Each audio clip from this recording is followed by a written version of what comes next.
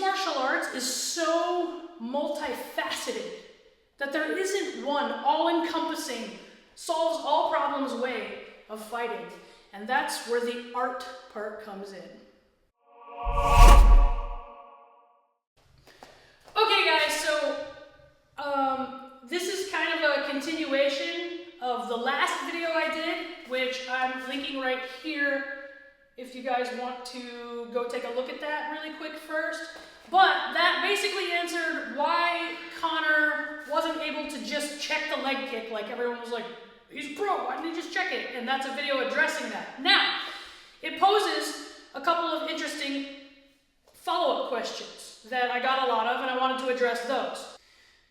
One being, well, if that kick is so successful, then why don't you see it used more often in Muay Thai? And the answer is because it is easy to defend in Muay Thai.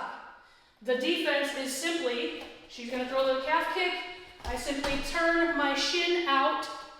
Again, just like the cover as I addressed is out on this angle, my shin is going to turn to that angle and eat it on the shin.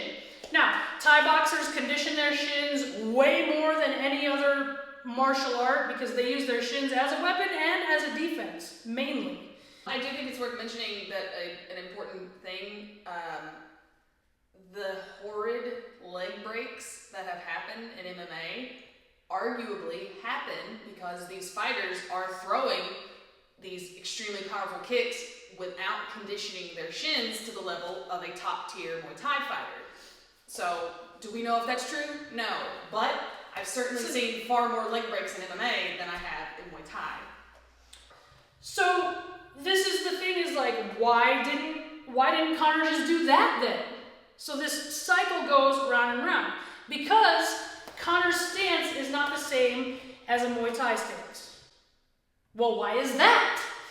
When you look at the stances of striking arts, think of a plus sign, okay? So that vertical line is going to be boxing.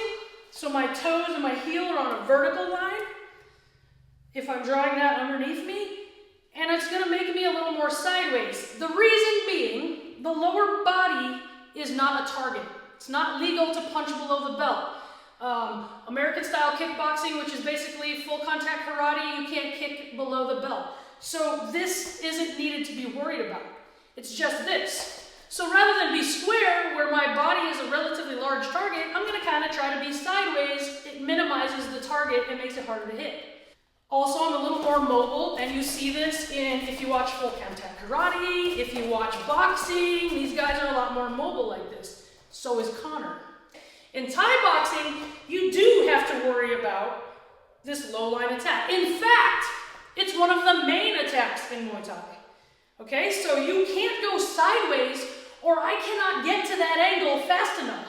I have to be more square. If I'm already turned so far sideways, I don't have time to lift and turn. Okay, so if I'm this far sideways, there's no way to defend any of these low line kicks.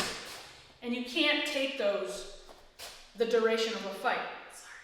So Thai boxers stand more square, and they're closer to that angle. On top of the fact that if you see really traditional Thai boxers, most of their weight is on this back leg.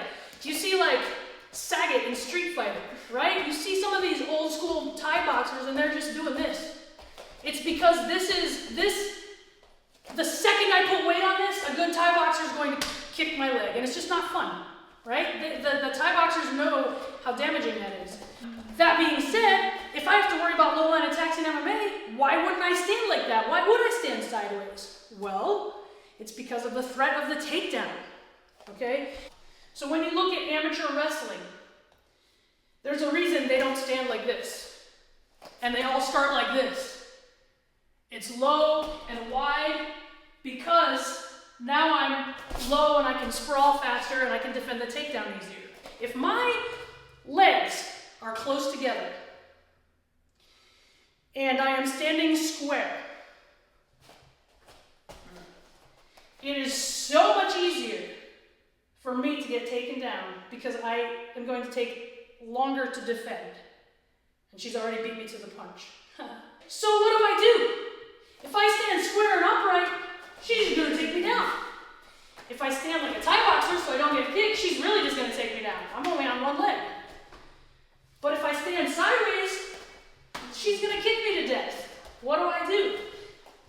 Guys, this is where the art comes in. Every single individual fighter in the world has to balance what stance works for their individual style of fighting. Me, I'm a wrestler grappler. Grappler. So my stance, you guys will see, for MMA was a little bit wider, but also square. So I had to find the balance between the two, right? Jess Duke, more of a long striker, has a more upright stance because she's going to kick and knee, a lot of leg stuff, okay? That's because our bodies are different, our fight styles are completely different, our specialties completely different. And this is true for every single fighter that fights, not just in the UFC, but in MMA, everywhere. So each fighter has to find the style that works for them. So getting back to Conor and Poirier, Conor's style is very traditional martial arts, boxing focused. He's always been this kind of wide and sideways, he even keeps his hand low, and he's just moving. His mobility, we talked about that, his mobility. He's not this guy, right? And he's not a grappler. There's a lot of grapplers that'll be wide. Sean Shirk comes to mind that are like this, and they'll eat the stuff because they'll use that to follow in and get that takedown, okay? Not Conor's style either. His style was mobility, in and out, movement, footwork, his speed, and his accuracy. In a style like Conor, he can afford to eat the average low kick a couple times because he's gambling on the fact that his hands are going to be more accurate and dangerous than the time it takes for this low kick to add up. Because the low kick is a threat over the course of a long duration of a fight. You look at like Marco Huas versus Paul Varlins in the early UFCs. It took the entire like 15, 20 minutes of Paul Varlins eating that leg kick for it to start showing. So, it is sufficient to say, I'm going to just eat these because my game plan is going to be more successful sooner.